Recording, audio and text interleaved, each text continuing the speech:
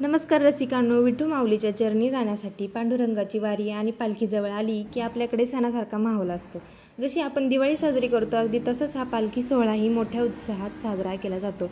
आपण आज पालखी विशेष रेसिपी बघतोय, ती म्हणजे वारीत सोबत नेण्यासाठी आणि घरी आलेल्या वारकऱ्यांसाठी खास बनवला जाणारा चमचमीत मुरमुऱ्याचा चिवडा, पण एका हेल्दी ट्विस्ट सोबत। सर्वात आधी आपण कढईमध्ये एक बाउल मखाने घेऊन ते मंद आचेवर छान कुरकुरीत होईपर्यंत भाजून घेणार आहोत। मखाने आरोग्यदायी असतात आणि चिवड्याला मस्त क्रंच देतात। हे बघा, हाताने दाबल्यावर त्याचा स्मूथ भुगा झाला पाहिजे। आता हे मखाने एका मोठ्या परातीत काढून घेऊया।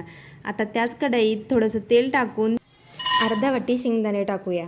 शेंगदाणे थोडे तळत आले की त्यातच 7-8 काजूचे तुकडे टाकायचे आणि तेही हलके सोनेरी रंगावर तळून घ्यायचे। चिवड्याची चव वाढवण्यासाठी आता आपण यात पाव वाटी डाळ म्हणजे फुटण्याची डाळ फक्त काही सेकंद तळून घेऊ, कारण ती आधीच भाजलेली असते। त्यानंतर सुक्या खोबऱ्याचे असे पातळ लांब काप तेलात टाकून ते छान सोनेरी आणि कुरकुरीत होईपर्यंत तळून घ्यायचे। खोबऱ्याचा खमंगपणा चिवड्यात खूप छान लागतो। आता वळूयात सर्वात महत्त्वाच्या भागाकडे, तो म्हणजे चिवड्याची फोडणी। तेलात 1 चमचा मोहरी आणि 1 चमचा जिरे टाकून ते छान तडतडू द्या। त्यानंतर त्यात भरपूर फ्रेश कढीपत्त्याची पाने, 7 ते 8 लसणाच्या पाकळ्यांचे तुकडे आणि 4 ते 5 हिरव्या मिरच्यांचे काप टाकायचे। ही फोडणी आपल्याला मंद आचेवर लसूण आणि मिरची कडक होईपर्यंत तळायची आहे, जेणेकरून चिवडा दमट होणार नाही। मिरची आणि कढीपत्ता छान कुरकुरीत झाल्यावर गॅस अगदी बारीक करा किंवा बंद करा।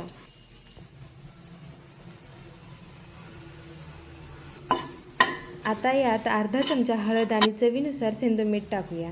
आता या खमंग फोडणीमध्ये आपण एकदम कुरकुरीत मुरमुरे घालूया आणि ही तयार फोडणी आपण परातीतल्या सगळ्या तळलेल्या साहित्यामध्ये ओतून चिवडा छान हलक्या हाताने एकजीव करून घेऊया।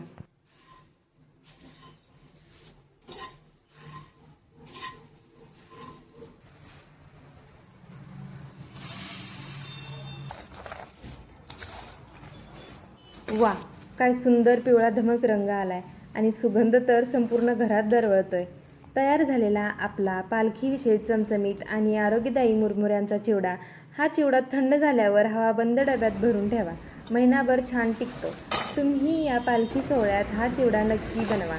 रेसिपी आवडली असेल तर लाईक करा, सबस्क्राईब करा आणि शेअर करायला विसरू नका। धन्यवाद।